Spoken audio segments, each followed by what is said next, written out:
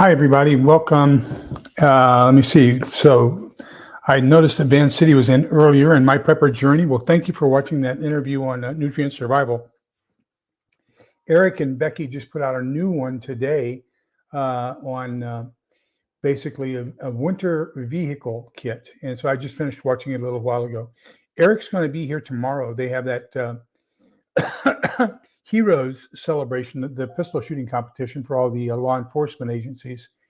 And that's going to be here just up the road starting to Thursday, Friday, Saturday. And Eric's coming in tomorrow. And then once that's done, I'm sorry. What's going on is that area was hit by 60-mile-an-hour straight line winds last night and had an F2 tornado. So it's going to be interesting. Go out there and see what kind of damage there was. There's a brand new truck stop in just south of Gerald, and it kind of hit the truck stop. It took out the building for the volunteer fire department, and that was the only building that was destroyed. And I don't know if there was any damage to their equipment or not, but my sister lives in that area. So Gerald is also the area where they had the F5 come down in '97, and it was so strong that it actually tore up asphalt roads. And so, that was kind of something else. It tore bark off trees and tore up the asphalt roads. And so we had another one almost like that last night, but just an F2, not an F5. This one went from west to east, and the F5 went from north to south. Hello, Butch Graves, and well, that's okay because we'll go through it and we'll give you an idea of what the book has. And Grateful Preps, New Jersey, welcome. Virginia Bushcrafter, welcome. And Scott Hummer, welcome. So let's go ahead and get started here. On page 39, Mr. Rawles starts talking about his definition of the ideal retreat. And well, I got to show you my little sticker I got today. Yay! So, but anyhow, some of the things that Mr. Rawls says are ideal for a retreat is a long growing season. So that's going to be primarily further south. Geographic isolation from major population centers, sufficient year-round precipitation and surface water. That leaves Texas, Oklahoma out. There's a saying in Texas that the only way to end a drought is with a flood, and the only way to end a flood is with a drought. So that's all we have here. We don't have rain. We just either have floods or droughts. We got 1.5 inches in an hour last night, but we still haven't ended the drought. Rich topsoil. The topsoil here, if you're lucky, is 1 inch. Diverse economy and agriculture, away from interstate freeways and other channelized areas. Low taxes, non-intrusive scale of government, favorable zoning and inexpensive building permits, minimal gun laws, away from earthquakes, hurricanes, and tornado risk. Well, tornadoes, we're out of it. And then it just so happens that where that tornado hit in Gerald, that's right along what's called the Balcones fault zone. So it's a dormant fault zone, but it is a major north-south fault zone that comes down off the New Madrid fault zone. So if the U.S. splits in half, it'll be down the New Madrid and then along the Balcones. And so that's about 3 miles west of where I live. No flooding risk. We don't have floods. We're at about 500 feet elevation, and I'm on top of a hill. No tidal wave risk, so you want to be at least 200 feet above sea level. I am watching, what is it? Suspicious Observer, and he's talking about the dynamics of the shift of the poles, and he's saying that if the Arctic ice melts, that we might have flooding up to 500 feet in elevation, and but I think what he's not taking into consideration is if the poles shift, then yes, the polar cap may melt, but as that water rises, it's going to freeze in the new polar area, whatever that's going to be. Minimal forest fire risk. So that takes out most of the western third of the U.S.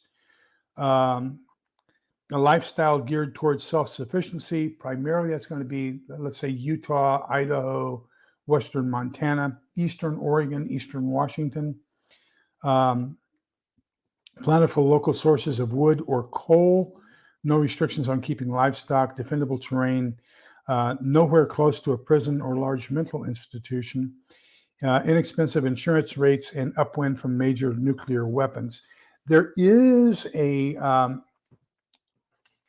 website that I just became aware of in the last couple of days. And so for those of you who don't know, nukesecrecy.com, if you go to it, it basically shows the prevailing winds for the majority of the time, and you can put in your location and do a theoretical bomb drop of or ICBM, the most likely target around you to see if that's going to have any effect on you.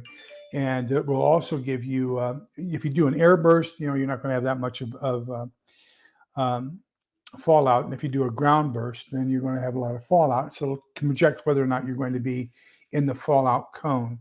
But I found a fantastic website just the day before yesterday, Sunday, and it's windy, windy.com. You can go to it, and it shows the actual live wind directions throughout the U.S. So that if something were to happen right now, you could plot that, say, okay, so let's say right now, normally our prevailing winds are from the southwest to the northeast in this area. I just checked it before the live, and typically we're free from anything that would happen at Fort Hood. So if Fort Hood got nuked, that would all go northeast up towards Waco. And but right now the winds are bringing it southeast. So I would be in the cone if it was a ground burst of the fallout. So that's kind of neat to know. What are the prevailing winds, and so you can find out what that is. Hello, Papa's Farm. Good to see you too. And Grateful Preps from New Jersey says, yeah, and Grateful Preps, you're right. He's talking about two things, and I forget what the terminology you use for backwash. There are two major things he's concerned with. Number one is going to be the tsunami, the impending tsunami from earthquakes, landslides, volcanoes, and other things are going to be set off by seismic events caused by the polar shift.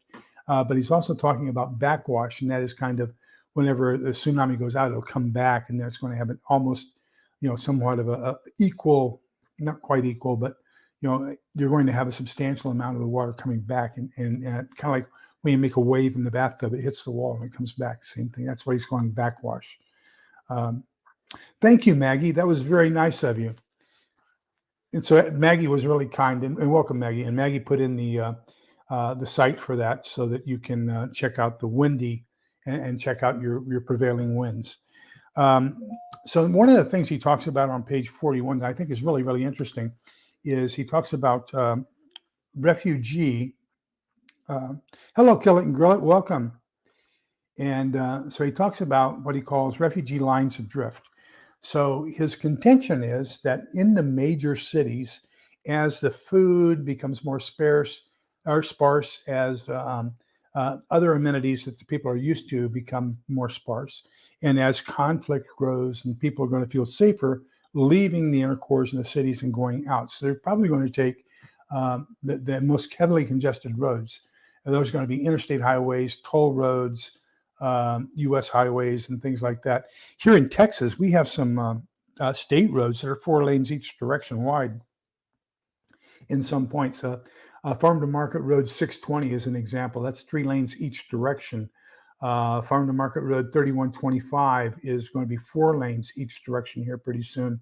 And so we've got some farm to market roads, and we've got some state roads that are rival basically with some of the interstates. But he says you don't want to be within 150 miles of a metropolitan area or on a freeway that or a major road that feeds into that major metropolitan area.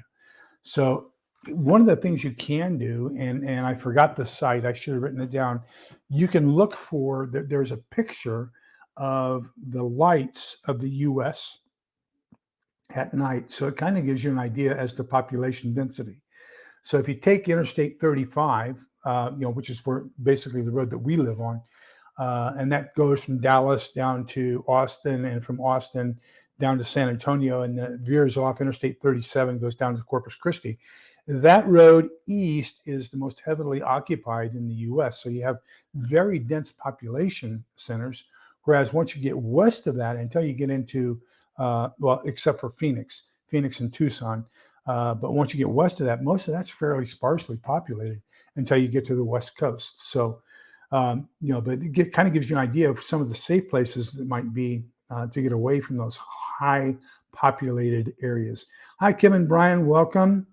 And Vivian P. LG, hi, good to see you. Then he talks about the advantages and disadvantages of being in town versus in a more rural, or he calls them isolated areas. And there are some advantages, believe it or not, to being in town. So let me see, the isolated in-town pluses are on page 45. So some of the advantages he sees to being in a metropolitan area. Now, he defines this as being anything over 3,000 people as being a metropolitan area. So, places smaller than that, he doesn't think are going to be considered metropolitan areas. I don't know how it is where you live, but in Texas, a lot of these smaller towns, and I can think of a couple. I can think of LaGrange, the famous chicken ranch down there. You can think of Billings. You can think of Comanche. San Angelo used to be this way. Georgetown, Texas used to be this way, but they're very, very small, and they're very historic in their legacy population. So if you're an outsider and move into one of these areas, you are not going to be accepted at all. You've got to live there for quite some time before you're going to be accepted. My wife is from Brownwood, which is it's probably about 15,000, and her sister and one of her brothers moved about 17, 18 miles due east to a little town called Comanche. And I think Comanche's got a population of just under 3,000. And, they still don't accept them as being residents, even though they've lived there now for almost 40 years. So, it's very difficult sometimes in some of these smaller, more homogenous towns to be accepted by them. So if you think you're going to leave the major metropolitan areas and then go into some of these more minor cities or minor towns, it's going to be very, very difficult to get accepted into that unless you start building those relationships now. Hi, Steel Roz. And I was just talking about South Central Texas. So basically Interstate 37. So yeah, and of course where Maggie is in Florida, that whole area, that's going to be just inundated with population leaving the far southern tip of Miami and probably heading north. In case of what suspicion of mouth work, with the tornado and the winds and the rain last night, I got very little sleep. So if I slur and act like I'm stupefied because of lack of sleep, I am. But anyhow, I got to tell you a story about my grandson. They bought one of those big 12 feet tall skeletons with the illuminating eyes. And so my 2-year-old grandson calls it scary eyes.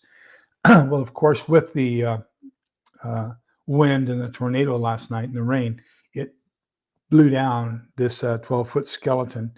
And so my daughter sent us a video this morning. He was talking about the Bomedo broke scary eyes and broke his nose. And the skull is, it became a decapitated skeleton. They got to glue that back on and everything. But really cute how he's learning the advantages and disadvantages, mostly disadvantages of having a tornado. Yeah, and nuclear power plants, they do have automatic shutdowns. So those boron rods will go down, hopefully, and absorb all of the electron flow so that it will shut down the nuclear reactors. They do have diesel generators, so that if anything happens, those diesel generators kick in automatically and begin the shutdown process, so that they don't have a meltdown. So unless they are hit by something remarkable, or they take out the generators so that they don't have an automatic shutdown system, then I wouldn't be that concerned about them. I did some HR consulting work for Exelon Energy, and they so I worked for about a year on 3 different nuclear power plants. Peach Bottom, which was the very first nuclear power plant brought online, Peach Bottom, Maryland, on the Susquehanna River between Maryland and Pennsylvania. And then the second one that they had is the very newest nuclear power plant in the U.S., and that's Limerick, and that's halfway between Reading and Valley Forge, or in the Philadelphia area. And then the third one is the only one to have an accident in the U.S., and that's 3 Mile Island. So I worked those 3 power plants for about a year. Let me see. So it rained all night and day in Missouri. No sleep there either. I'm so sorry. Oh, I did find out something about Missouri. God, I tell you, we went to Branson 2 weeks ago, and I'll tell you what, driving through the Ozarks, with no shoulders and no guardrails or anything else, I told my wife I would prefer to drive in the German Alps on a snowy, icy day than I would at night anywhere in the Ozarks. That was an experience and a half. Yeah, it does. It's kind of ancient technology supporting the more newer technology.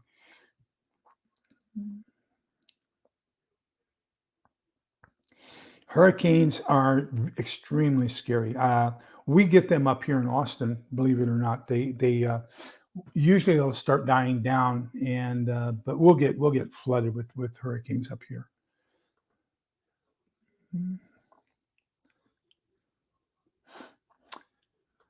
Oh, as a matter of fact, when I was working for Exelon up there, they had a picture, or they had a big maple tree in the front yard of the corporate headquarters, and where HR was, and I was working for HR, and so they, for about 5 years after I left, they made the fall color changing of the maple tree. Really neat. We don't have that here in Texas. We have the live oak stays green all year long. Okay, so the advantages of being in town and having an in-town retreat area is that it's better for a slow slide scenario, so you can kind of grid up, and everybody around you will be kind of going down at the same time. Local agricultural and industrial payrolls may still be viable, so you may be able to find some sort of a job. As a matter of fact, what we saw was the Great Migration during the Great Depression, where everybody left the farms, the rural areas, and went to the mass migration into the cities. My grandparents on my father's side left the rural farm area, and the whole family went to Chicago to work in the meatpacking industry. And so my uncle, my dad, and my grandfather, all 3 worked in the meatpacking industry as an escape from the Great Depression and the farms.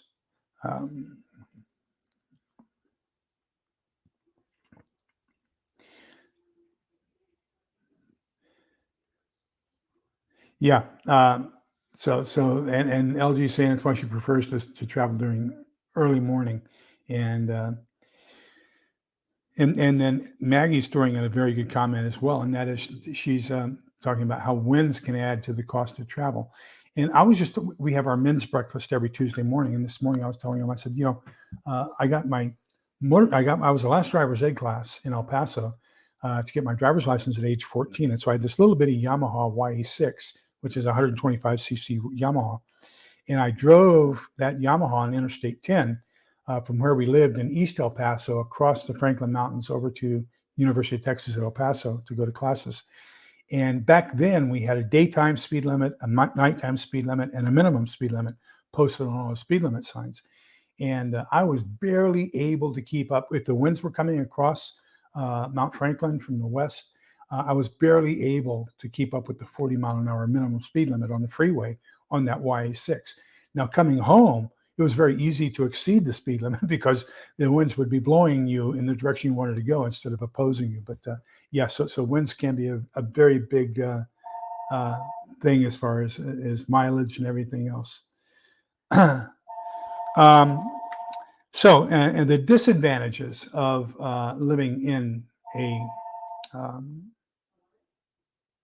of a large metropolitan area, privacy is very limited. Trying to get anything bulky, like if I did a last minute supply, a truck full of supplies, let's say I went to Walmart or Sam's and had a back end of my pickup filled up. There's over 200 houses in this neighborhood. And somebody's going to see me unloading that. And so, your OPSEC goes down because of the proximity of all your neighbors. Fuel storage is severely limited. Yes. And my insurance company, as a matter of fact, says I cannot store more than 10 gallons of fuel in my garage at any one time, or else it nullifies. If my house catches fire and they find out I had more than 10 gallons, it nullifies my fire insurance for the house. Poor sanitation in the event of a grid down situation, that is my biggest fear. If I say anything, I've got it all figured out on what I'm going to do with porta potties and everything else. But I don't know what my neighbors are going to do, and that scares me because it's going to attract rodents.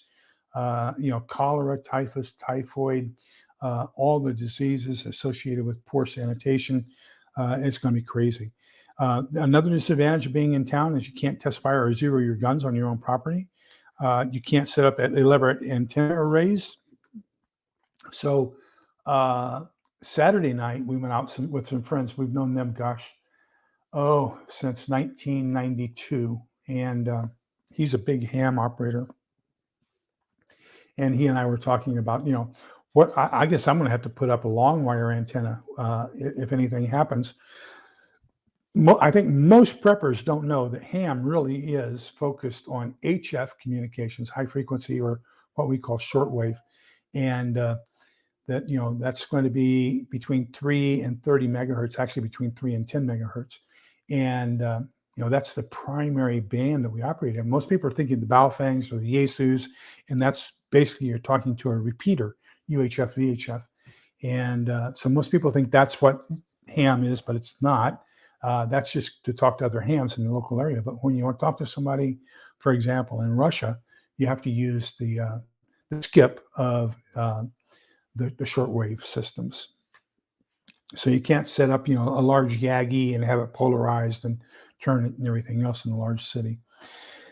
The other thing is, I don't know if you noticed it or not, but with all the background light, you can't see the stars if you're in a big city.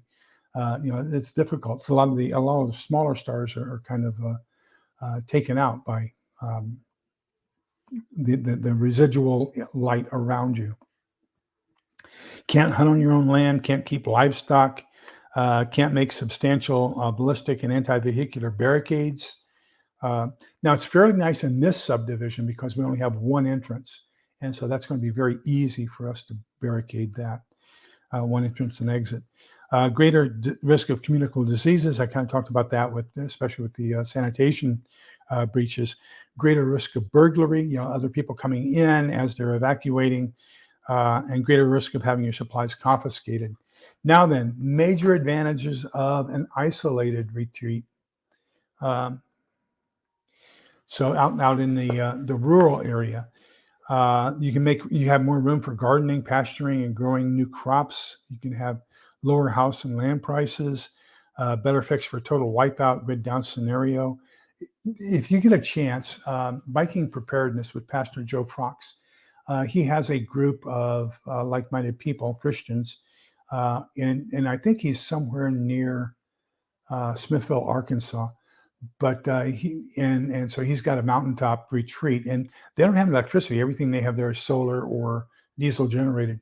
And, that's a very good channel to watch to get some ideas on things to do if you want to have a totally isolated retreat. He's a retired U.S. Army Special Forces major, by the way. You can test fire and zero your own guns on your own property. You can build with non-traditional architecture.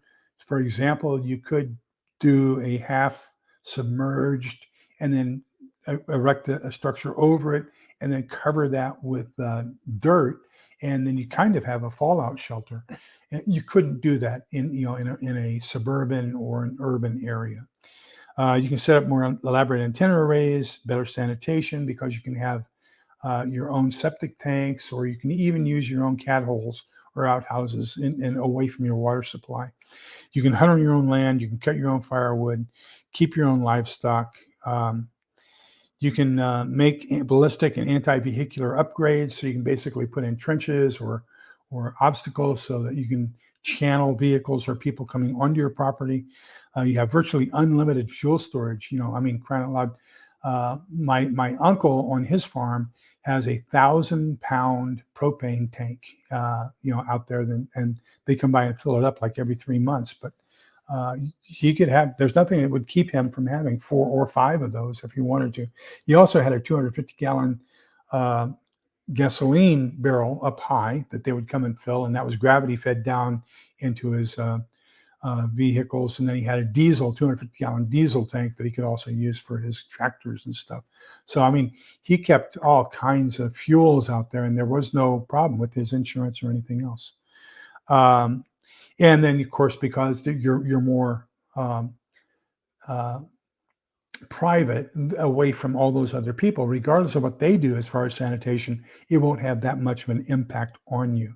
Now, what are some of the disadvantages of an isolated retreat? So this is on pages 46 and 47. It's difficult for just one family to maintain. So then that's the reason why historically farming communities had very large families. My mother was number 6 of 7 in a farming community. And then my aunt, her older sister that I used to spend the summers with, she had 7 kids herself. So, yeah, I mean, and you needed that so that the kids could take care of all the chores. We're going to get into another advantage of that later on when we talk about security. Let me see. Cannot depend too much on help from your neighbors or immediate help. Same thing with law enforcement. Law enforcement and medical response are really far away. So it was 15 minutes to the 2 closest small towns. Neither one of them even had a first aid station. So to get to the closest hospital or emergency room was like 45 minutes. And that was not even a level 1 trauma center. So, I mean, they would have to medevac you by helicopter. So those can be limitations as well. And if you have a chronic disease, if you have to see on a regular basis, let's say a pulmonologist or a hematologist or anything like that, then you're going to have to bear the burden of driving that distance to see your specialist, because typically they are not going to be available in a rural area. Hi, Jewish Redneck, welcome. And yes, he is. He's Messianic Jew. And let me see. Well, Messianic Jew, Messianic Christian, kind of basically the same thing. And what a lot of people don't understand is my church, the Catholic Church. One of the things that they did was they adopted a lot of the Jewish traditions in the church. So, for example, when the Protestants don't have an altar, we have an altar, and the Protestants have a pulpit. So they just have a preacher. Whereas we believe, just like the Ark of the Covenant, that in the Ark of the Covenant you had Aaron's staff, you had some manna, the bread of life, and then you had the law, the Moses's 2 tablets of the law. Same thing. We have those same things. We have a sanctuary. We have the bread of life. We have, the light of the word. We have the word. So a lot of Jewish tradition is brought over in the Catholic Church, and that I think that's one of the things that Martin Luther didn't like, was he wanted to be totally separated from the old Jewish tradition. Let me see. So Vivian, what did I lock the keys to bug out vehicle in a bug out vehicle? Oh no, gosh. Yes, good idea. Have 2 sets of keys to everything, and make sure you have an emergency area where you can have quick access to those keys should anything happen. Why were comments hidden? Let me see if I missed something here.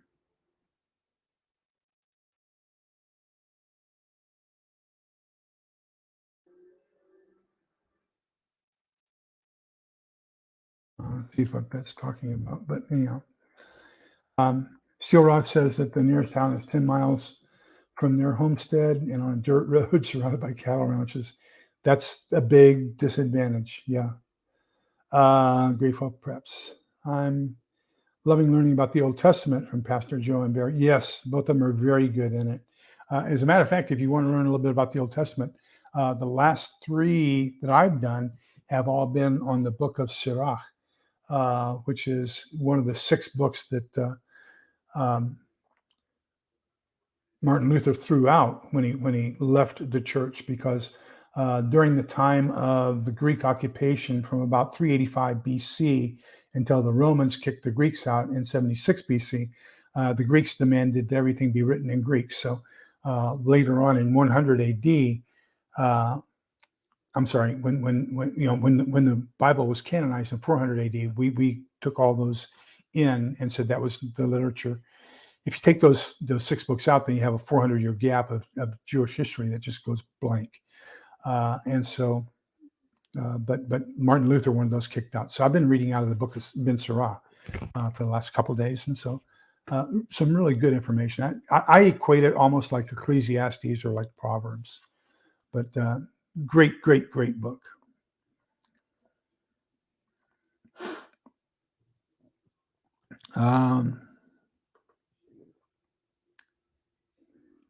Oh, I see. Okay, so it was an error.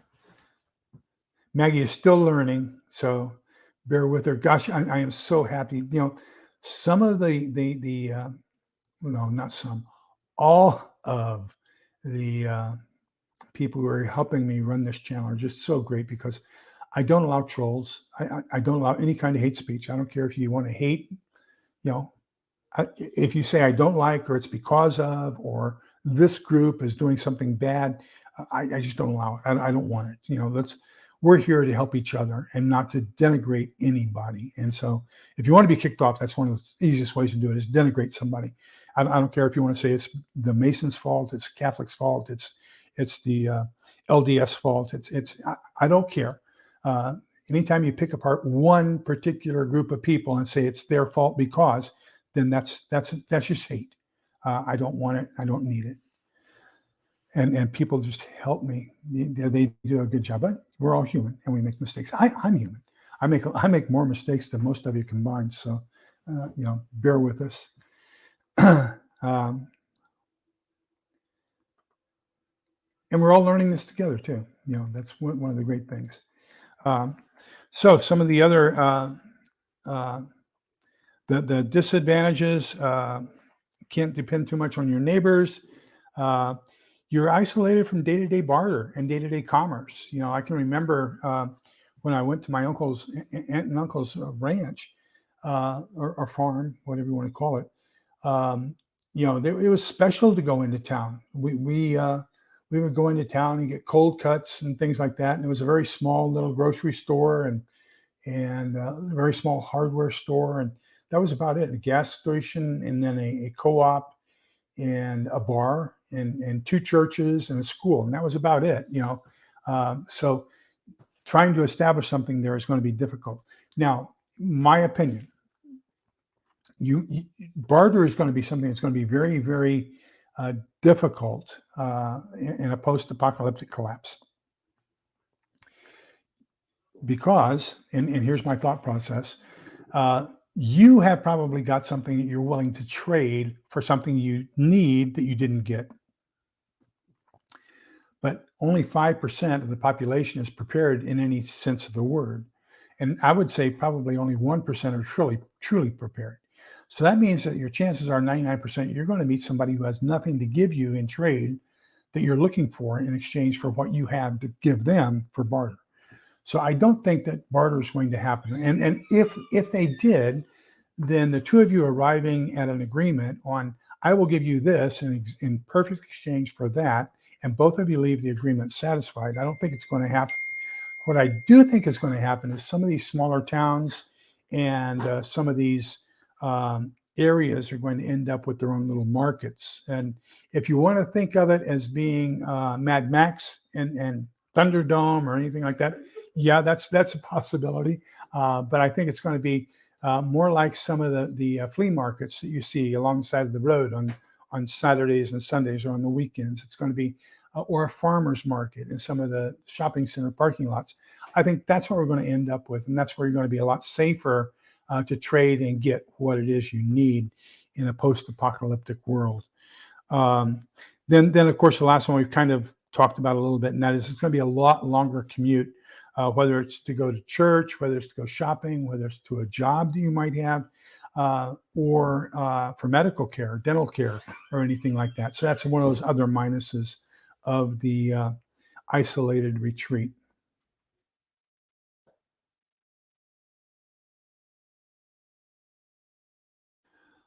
Okay, forming a survivalist community. He talks about this.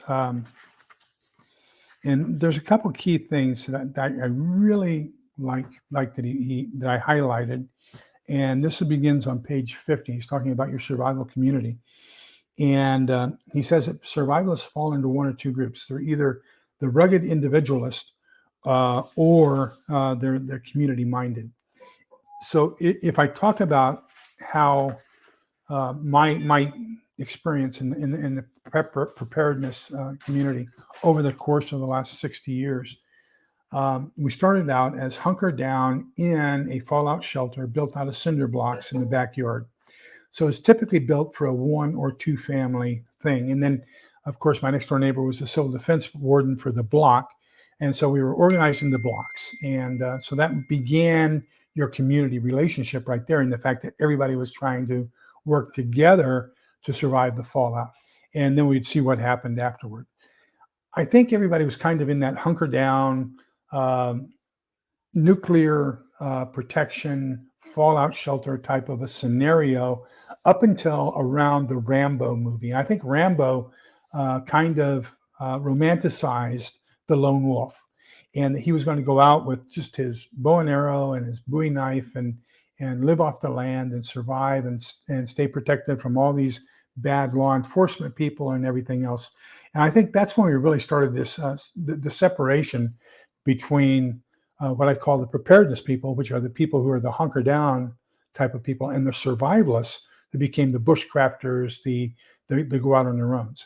Then we had another major shift, and I think that major shift was right around the same time as the Rambo movies, and it was really based off of a series of books that came out. Oh, what were they called? Started in about 1971, and but it was a series of fieldcraft books, and I bought the first five of them. But anyhow, and that began the homestead type of a crowd, and that was more towards the hippies. So the hippies were going to go out and build their little enclave and have everything self-sufficient and vegetable gardens and everything else and raise their goats and all this kinds of stuff. So there were three kind of genres of survivalists, preppers, homesteaders, and I think that's kind of where we are now. That we have those three particular genres. So you have those people who intend on bugging out, you have those who intend on hunkering down, like me, and then bugging out as an alternative. So there are certain conditions that would cause me to bug out, but not my primary. And then, of course, you have the homesteaders, and that's where I would like to be. I just haven't been able to do that. So. I think all of us are envious of those who have the um, ability to homestead. So let me see where we are here. Think people also grateful preps believes that people will be able to band together, I hope so. No, I don't think it's naive. I think that you and I believe that we can recreate society. And that's one thing that's really pointed out in the books we've been reading for the Thursday night fiction book club. I think that Stephen Smith has really pointed that out extremely well. And it's something I want to point out Thursday night is if you take a look at the 5 books, anybody who wants to come into his community, he allows in. And finally, in book 5, he comes up with some parameters. He's let everybody in. He's had to cut a couple of people out afterwards, but you get a chance to come in and join. And I think that's the same thing we will do. We'll accept people in. James 2, verses 14 through 24. We are going to take people in. We're going to feed them. We're going to clothe them. We're going to provide what they need as long as they work for what they're receiving. And then if they don't, then we're going to have to get rid of them. So, that's going to be a very difficult point that we'll have to come to. So Maggie says she thinks it'll be much milder. Uh, I like the third world destinations you see on ship docking for cruises. Yeah, Penang. I can tell you about Penang. I can tell you about Vietnam. I can tell you about Southeast Asia. I can tell you about the boondocks of Korea, some of the Middle Eastern countries, and the terrible things that they have there. Our poorest people here are better off than, I'm going to say, 30% of the rest of the world, at least 40% of the rest of the world. Gosh, it's terrible. Even in Hong Kong, which was a fairly forward city. I mean, some of the people there lived in real squalor. Yeah, I think most people want good to prevail, and we'll do whatever we can to make that happen. So yeah, hippies and bushcrafters, that's the homesteaders. Yep. Yeah, and grateful. Perhaps you and I are in agreement there. We want the homesteaders become the ideal condition, and but yes, it does. I'm still trying to grow a successful crop, and I let my radishes go too long. They were rotten by the time I pulled them. I broke my hip, and so I didn't get my potatoes out of the ground. Now they're going through the second germination. So hopefully I'll get a good crop of potatoes because it's the ones I left and didn't dig up. My tomatoes, I got a good crop, first crop. The second crop is not looking that good. My broccoli and Brussels sprouts, they just died. My cabbage is eaten up like you would not believe. I only have 3 head out of the 36 that I planted left. And so growing a garden and taking care of livestock, those are not skills that are learned overnight. The same thing, I encourage people, hunting and fishing skills. I've been fishing an awful long time, and I learn something new almost every time I go out. Same thing with hunting. And, it's not as easy as just pull the trigger, because sometimes you don't have an immediate kill, and you're going to have to track that wounded animal down as it runs through the bush. Then you're going to have to field dress it right then and there so it doesn't spoil. Then you're going to have to drag it back to a location before you can get it butchered. And do you even know how to butcher? And so there's so many things that go into hunting and fishing that people don't know. People say that they're going to live off of shooting dove. Well, dove only come through for 2 weeks every 6 months. And, if you're a perfect shot and you kill one with every shell, and it takes 3 dove to feed me a meal. So now I'm going to feed a family of 4. So that's 12 dove. Let's just call it 10. So that's 10 shotgun shells for 1 meal. Okay. Now those 2 weeks, that's 140 shells. Twice a year, that's 240. That's only for 2 weeks or for 4 weeks to eat. You're going to use 240 shells. I don't know if everybody has that much ammunition stored, but we'll see.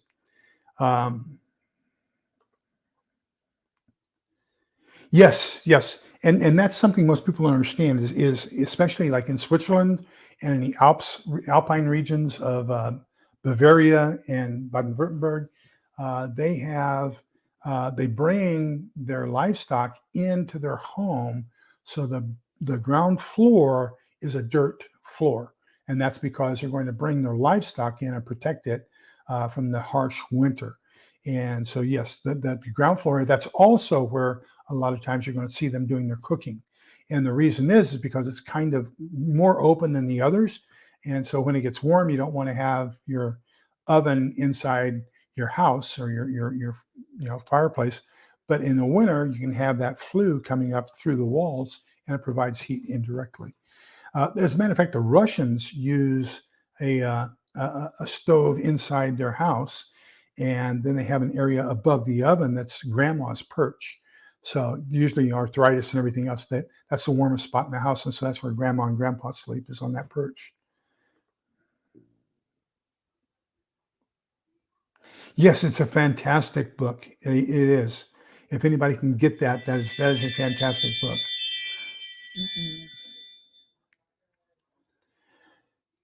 Yes. And animals are getting a lot more aggressive. Um, we're also losing the ozone layer, according to Suspicious Observer. So, there's a lot of weird things that are going on.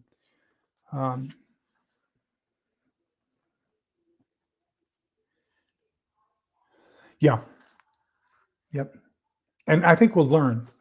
Those who are wise will learn and learn from their mistakes and will adapt as they go forward. I think those who are extremely rigid and don't have the ability to adapt are going to be have an experience in futility.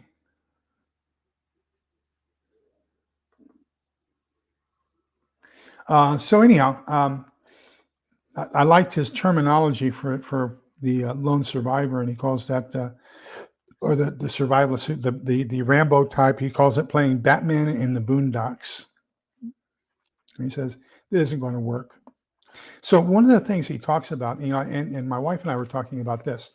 So the river is about 3/4 of a mile behind me, and so when we run out of water, then I'm going to go down. I've got my daughter got me a real nice wagon, garden wagon that I can put 2 5-gallon water tanks in, and pull that down to the river, and then lower it into the river, get the clean water, bring it back up to the house. Okay, so here's the dilemma. While I'm out getting the water, I am highly suspect as far as being able to be ambushed by somebody who wants my water. And if that's not bad enough, my wife is highly vulnerable to an ambush while she's in the house here by herself. So the ideal thing is to have a small community.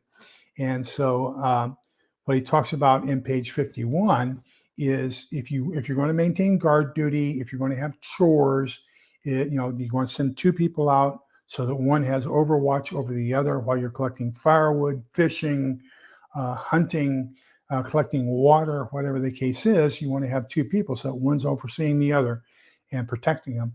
And then same thing at the house. You want 2 people who are going to be providing security for the home. So it's a minimum of 4 adults, and it's best. He recommends 3 family units of three pairs of adults and their children is probably going to be the best thing for hunkering down.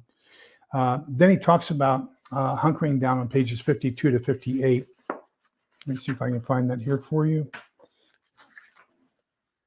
So some of the things that he says are really important that you have to take into consideration are water, food, sanitation. How are you going to dispose of trash?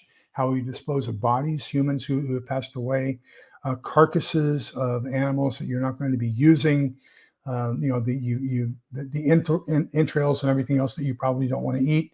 How are you going to dispose of those? How are you going to dispose of sewage? A lot of other questions around sanitation. How you provide heat during cold winters, ventilation during hot summers. So I don't know if you've seen it, but at the Johnson Museum, the Lyndon Baines Johnson Museum down in Johnson City, they have the cabin that his father grew up in. So his great grandfather his grandfather came to Texas and settled near Johnson City. And so what it is it's basically a long house with the center third is just a patio. So you have a room on each end with its center third open on 2 sides with a roof, and then it has the other 2 rooms. And then one of those rooms has the fireplace. So in the winter, you would go in there because that's where the heat was. And in the summer, you would sleep in the other room because the heat was in the opposite end of the building. So, think about how you're going to ventilate as well as how are you going to heat. Security, self-defense, fire control. So how are you going to have fire alarms? How are you going to control the fire? How will you put out a fire? All those different kinds of things come into place with that. Fuel, how are you going to store it? How will you protect it? Noise and light discipline.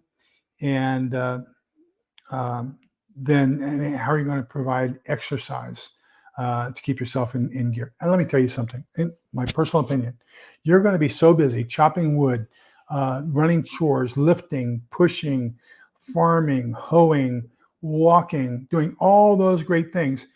Well, thank you, Graceful Preps. I really appreciate that. But you're going to be so busy working, you don't need exercise.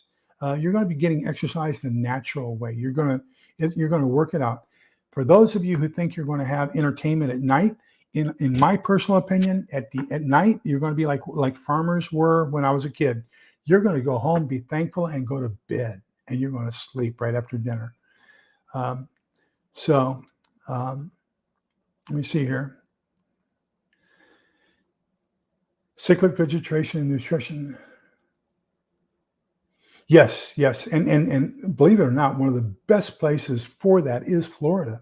I mean, they've got such a great growing climate and such great um, water availability and everything else. It's just unbelievable.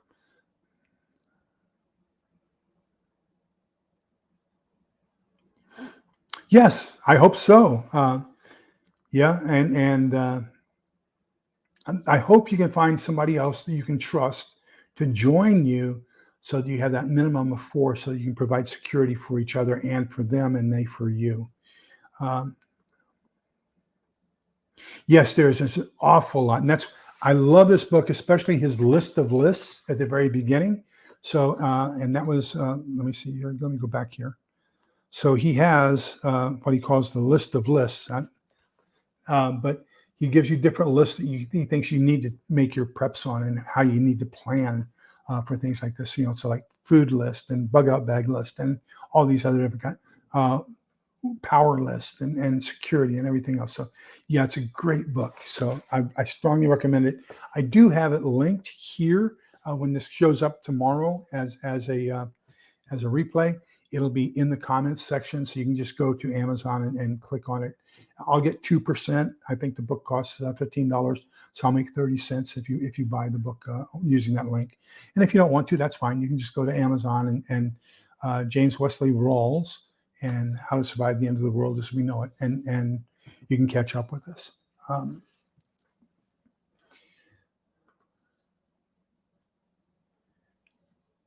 5 acres, I think, would be more than enough to feed a family of four very well.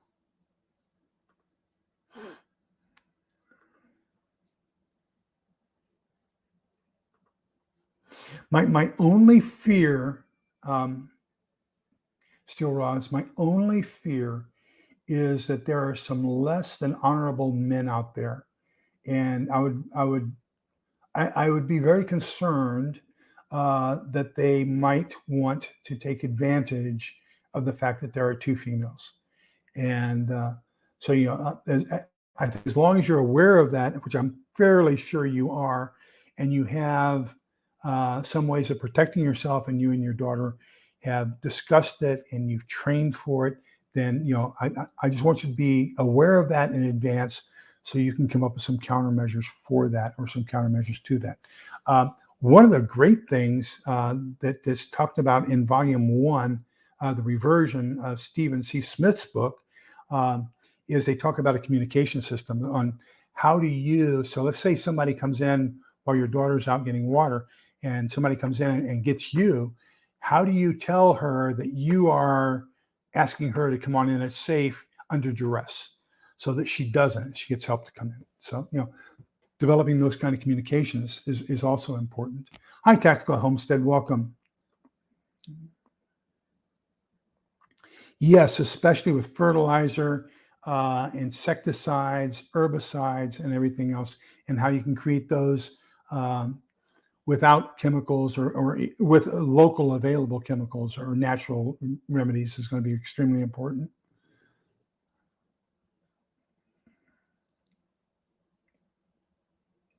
Thank you. So let me see. Hi, G Farms. How are you? That's another Texan. Okay, so let me see. We talked about that one just now. So then I think we're moving on to. Oh no, he talks extensively about odor control, and I think this is going to be very, very important. I think it's something you need to take into consideration in your preps. So when I was interviewed on nutrient survival, one of the things I'm very, very cognizant of is you've got to be the gray man when it comes to food with all your neighbors around you. Now I have a plan. I told them, at the homeowners association, that I'm going to have a nail soup. So I got a 5-gallon pot I'm going to put out there, and 3 days a week I'm going to provide food. You come, throw something in the pot, take something out. We're going to have a soup, a community soup, 3 days a week. It's not going to keep everybody, up at 250 pounds, but it will keep us alive. But once that's done, and we're going to, if it's a grid down, we're going to try to use up all of our refrigerated and frozen meat. From there, we'll probably go to our canned goods. Once the canned goods are gone, then people are going to be starving. And so, for those of us who have freeze-dried foods, do you really want to be cooking freeze-dried foods out in the backyard on an open flame? Because you got two odors, okay, that are going to tell your neighbors you're eating while they're starving. You got the odor of the fuel that's being burnt in order to cook the food, and then you've got the odor of the food itself. So you want to try to keep that odor of the combustion down as much as possible. And, rocket stove is probably going to do a lot of that for you. An alcohol burner doesn't have any odor. So there are certain ways you can get around that odor of the fuel so you can cook without your neighbors knowing you're cooking. And then the other one is, I would say probably for the first week or two, what you may want to do is only boil water. And so you want to have those kinds of instant freeze-dried meals, Mountain House or Nutrient Survival, or some of the others where all you do is add hot water to a pouch, stir it, let it seep, and then you can eat it.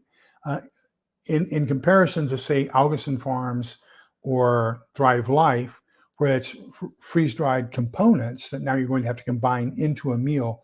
I just got another can of Algoson Farms chili, another can of Algoson Farms vegetable stew. Both of those have to be cooked. So I don't want to do that too quickly after everybody runs out of canned goods, because now that's going to have that odor of the cooking food, especially if I have to cook it outdoors where people can get those wafting scents, and we don't want to do that. Then the next major area he talks about is, let me see here.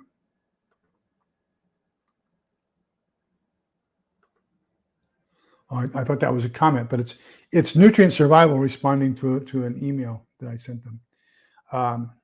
So there was an email warning. I'm sorry that I was distracted. GGG Farms, thank you very, very much. For those of you who don't know, this is how I use your super chats. If you go through all the videos and you watch the ads and commercials. So what I have committed myself to is 30% of all that money that I receive goes to our local food bank. Here in Williamson County, Texas, it's called the, oh gosh, I was just there Saturday. The Carrying Place. So we give the 30% of everything we receive, 30% on a monthly basis goes to the Carrying Place. In Round Rock, there's the Texas Baptist Children's Home. And so 30% of it gets donated to the Baptist Children's Home, the orphanage. And then 20% gets, I buy things that I'm going to give away when we meet certain milestones. I'm getting very, very close to a 5,000 subscriber base. When that happens, I want to have a giveaway. So I use 20% of the money for that, and then 20% for this light and microphone and things like that to do the channel. I'm a retired Army officer with 70% disability from Veterans Administration, and that's probably going to go up. I got very bad news on my MRI yesterday. And so, that's, thank you, GGG Farms. And so, so I'm better off than most as far as income. So that means I'm able to give to other people. Remember that Jesus said in Matthew 18 that we have to take care of the least of those, visit those in prison and visit those who are homeless, and take care of the widows and the orphans. And what we do to the least of those is what we're doing to him. And that's going to be something that's going to be taken into consideration. So we have to do that. And I consider that one of my main things in life is to take care of the other people who aren't as fortunate and haven't been as blessed as I have been.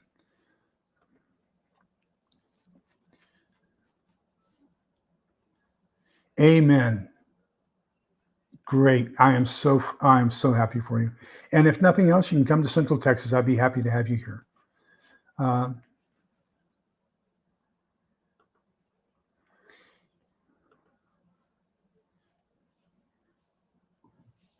Amen. Amen. And that's what I was reading this morning out of I did a 1 minute one out of Sirah, bin Sirah. And basically how we can do this all together. And There's a real wonderful chapter on true friendship, and there's what I read this morning was about on the necessity to prepare.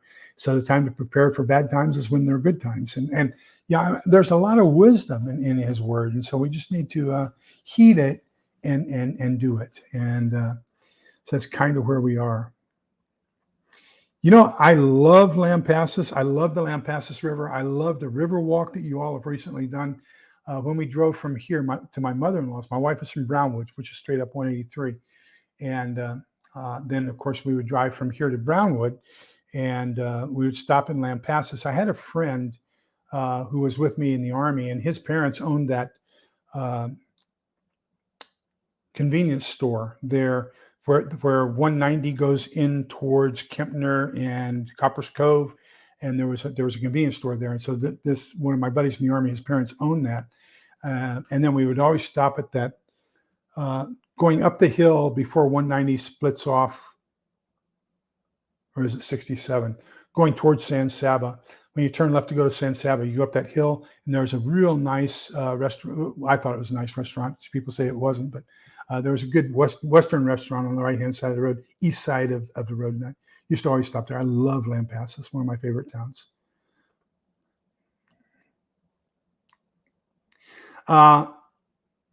So because of my hip, it is a Smith & Wesson M&P model security.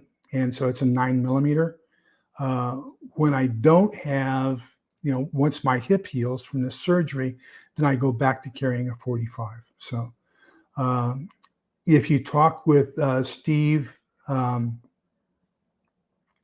Integrative Preparedness, and he's the author of the books we're reading for the Thursday group, his preferred, and remember, he was an undercover cop, a narcotics cop, his preferred carry is a 40 caliber, 40 or 45. So, but right now 9mm, later 45.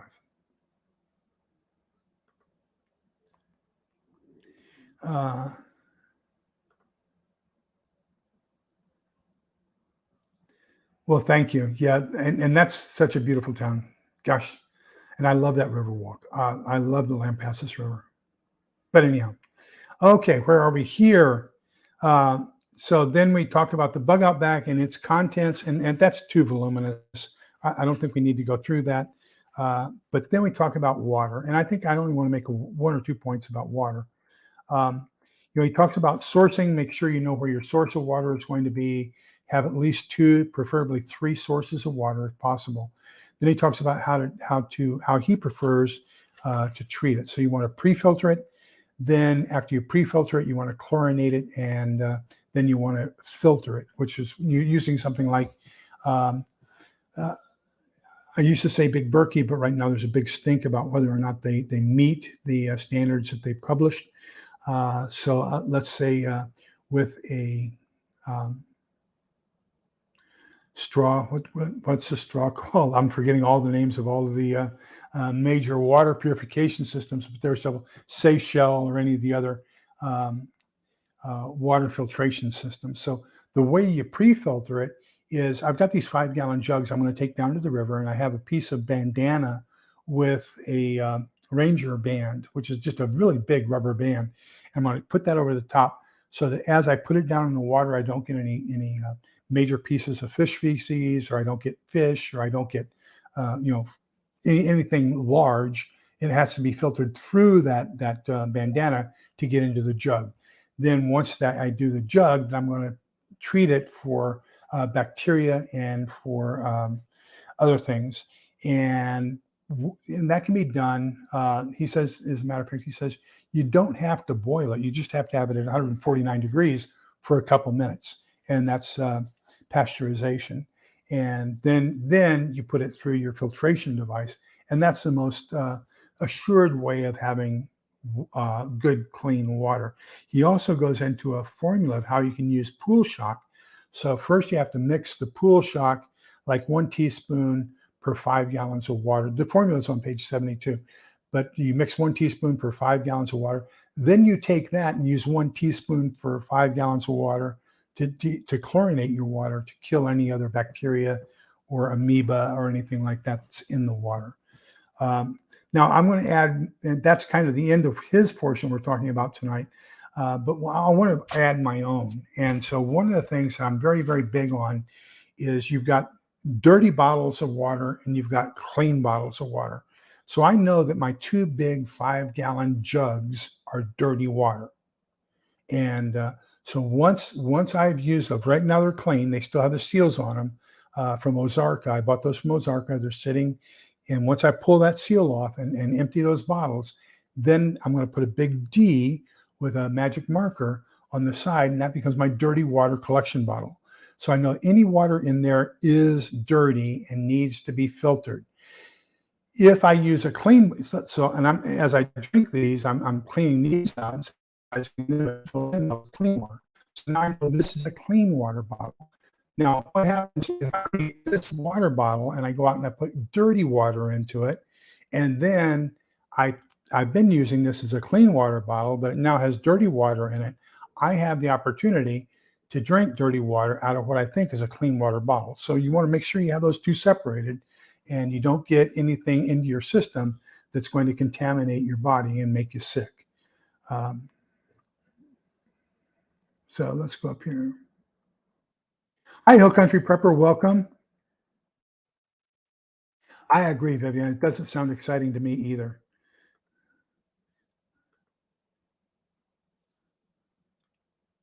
Yes, and so what that is basically is it's a form of iodine, and so that's going to and they gave those to us in the Army. So one tablet goes into a 1 quart canteen of water. You shake it up and everything. Doesn't taste that good, but I mean it's better than nothing. And so that's going to take care of most of the virological and biological agents that are going to be in the water. Now it's not going to remove large particles, like minerals or anything like that that might be in the water or any other solids. So you want to get rid of the solids and the bacteriological and viral and things like that. And that's what those pills do. So yeah, if you can get those, that's great as well. You're just going to need a lot of them. Let's see.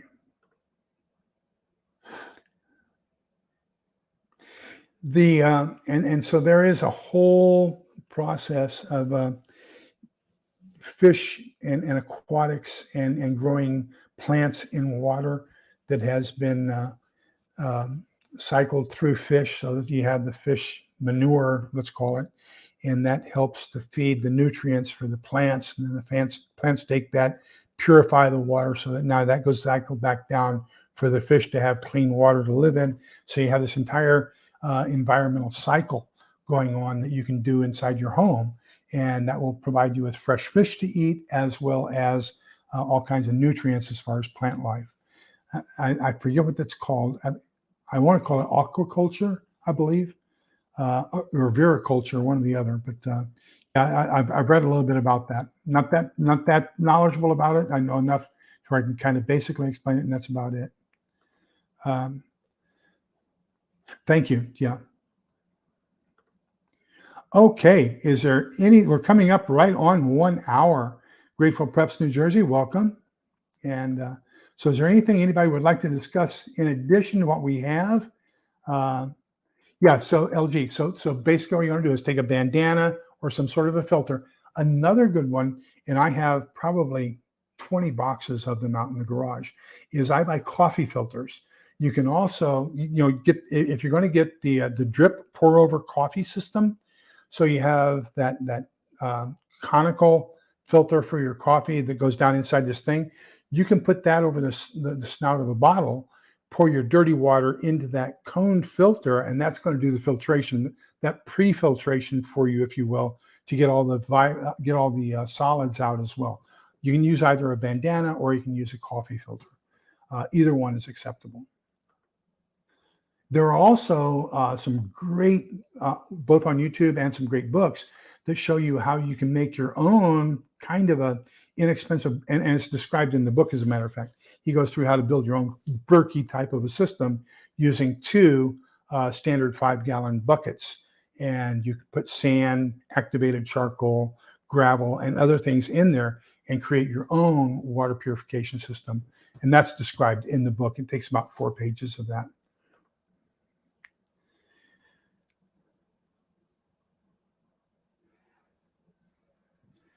Absolutely fantastic, Maggie. You're ahead of the rest. So it is aquaponics. Okay, great. So I'm not making that up. Maggie's heard about it too. Oh, it sounds like she has experience with it. Well, thank you, Hill Country.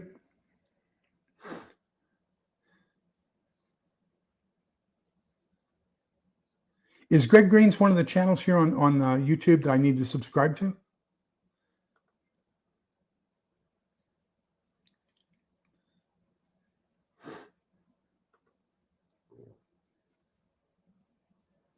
Thank you. Yes, activated charcoal is fantastic. Okay, so just one real quick reminder, we're closing out the Stonemont series day after tomorrow at 8 o'clock Central. So we're going to be talking about the blessings of freedom.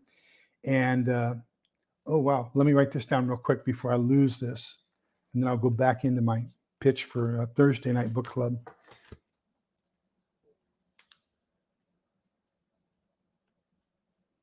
Greg Green's on YouTube.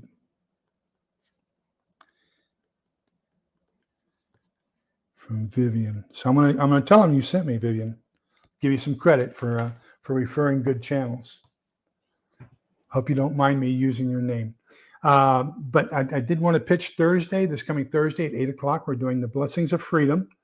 And that's the 5th book, the final book right now. He's writing book number 6 on the Stonemont series by Stephen C. Smith. His channel, if you want to talk to him or see any of his videos, is Integrative Preparedness here on YouTube. He usually shows up for at least half of the book club discussion on Thursday night. So it gives you an opportunity to talk to the author if you've read his books. It gives you an opportunity to also to order an autograph book if you want to. When we were on vacation in Branson here 2 weeks ago, or at the beginning of the month, it just so happened he was on vacation at the same time in Branson. So that was really quite an experience there. So thank you, Maggie. Let me get that copied here real quick.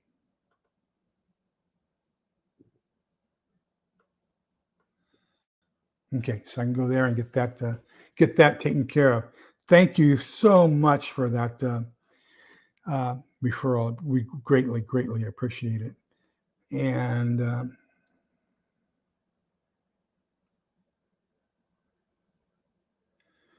so, yeah, that's something I'm going to have to get into. I got into, what do they call it?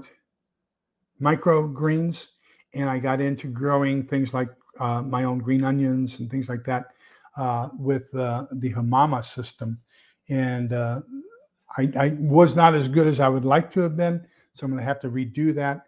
Coming up with window space here is becoming a problem. So that's going to be some another challenge for me is gosh, we went from a 3,500 square foot house down into a 1,700 when we retired. Just try to, no need for 5 bedrooms with just the 2 of us and 2 chihuahuas. And so, we're still trying to get everything to fit in this one. So trying to come up with space sometimes is a little bit of a problem. Hill Country Prepper, thank you so much. And thank you for those donations tonight. Please, if you have the opportunity and you have a local food bank, there are more people requiring food than at any other time other than the Great Depression. And simultaneous with there being a greater need for more food, the price of food is going up and the amount of donors is going down. So, just as you have this increased demand, you have the availability both via donations and via what they're capable of buying with those donations goes down. So it's an inverse system. So anything they can get, they're very, very grateful for, even if you can just drop by and drop off a can of green beans once a week or something like that. It will go to good use, believe me. And believe me, it'll make you a better person for sharing with those who aren't as fortunate as we are. So thank you all so much for being here. Let me get into Exodus here, and we'll close this out with my normal, I'm sorry, it's Numbers. We'll close this out with my normal closure, and that's going to be the sixth book of Exodus. Sixth book of Numbers, chapter 6, verses 24, 25, and 26. So it says, the Lord bless you and keep you. The Lord let his face shine upon you and be gracious to you. The Lord look upon you kindly and grant you peace. So may the peace of the Lord be with you. And thank you all so much for being here. If you can make it Thursday night, I think it's going to be a fantastic discussion. We're going to kind of wrap up the 5 books where we are. And there's some really good things we're going to be talking about Thursday night. Thank you all so much for being here. Remember, we're all in this together so we can come out the other side together. Be kind, polite, and respectful to each other, because togetherness is the key. Take care. Bye-bye.